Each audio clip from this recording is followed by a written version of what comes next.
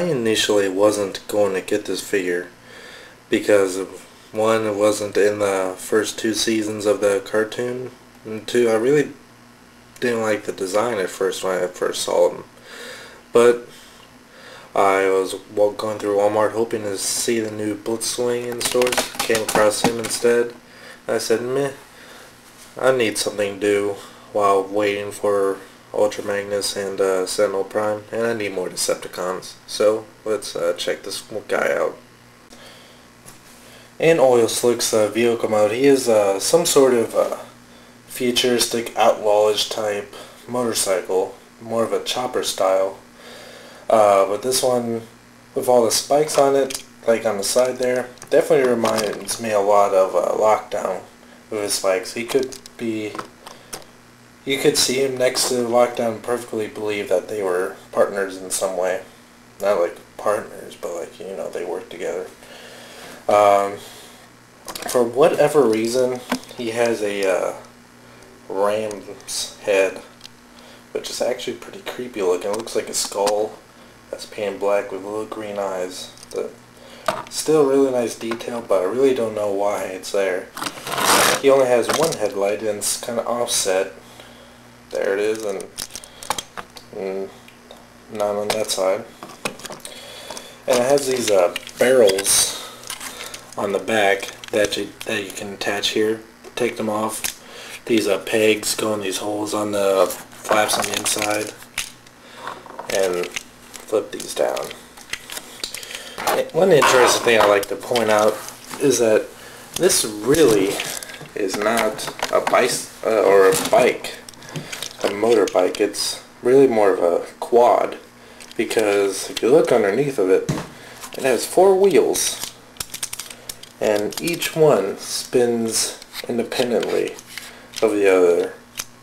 I'm not sure if that's the way it's supposed to be, or if that's just something they didn't think of when they designed, because while still cool looking, on tricky surfaces it can be kind of difficult to get all 4 of them spinning together, because there's not much clearance on the bottom, especially on the bottom, for all the wheels to be touching at the same time.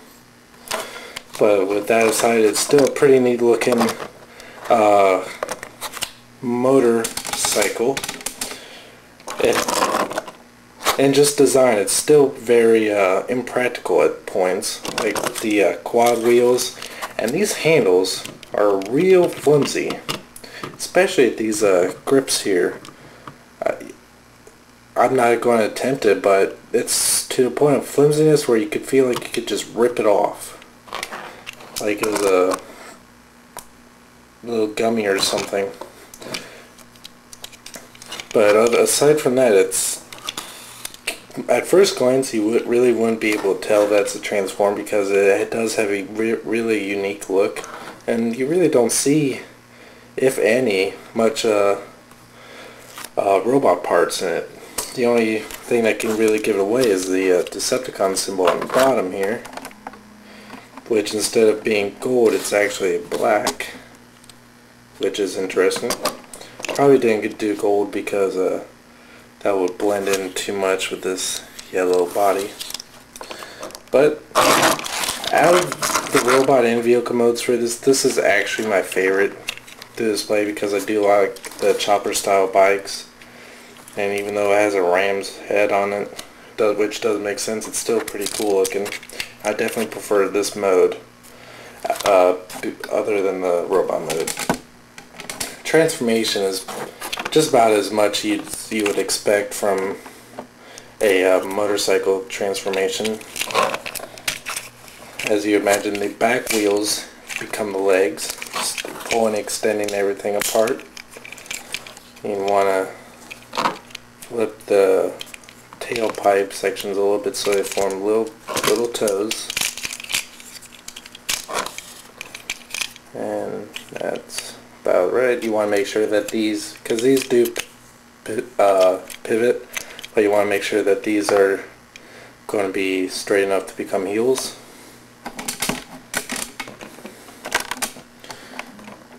And these will actually become the hands, as you can kind of see the fingers there.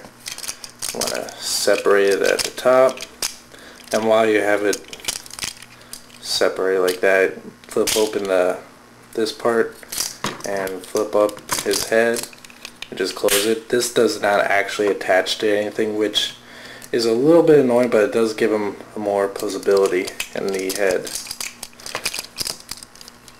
Take these sections here, about that.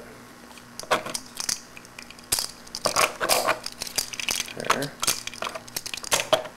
Do the same.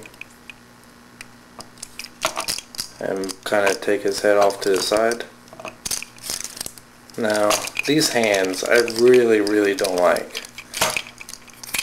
For one, they're really rubbery, just like the handles, so kind of afraid of ripping them apart.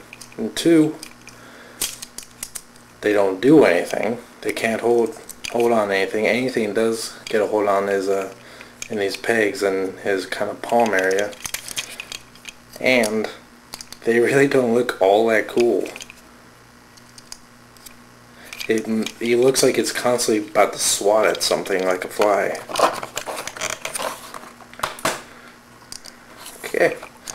Now for his weapons, they don't both do the same thing. This one comes apart at multiple points. Why it comes apart here, I don't know, because once you actually attach it to his hand, they kind of want to go back together, like with the weight on the bottom piece. These two kind of want to stay together, and same thing up here. It looks really weird on his open palm, just holding it like that. And for the other barrel, take the same peg, kind of open it up. I'm guessing that's supposed to be a gun.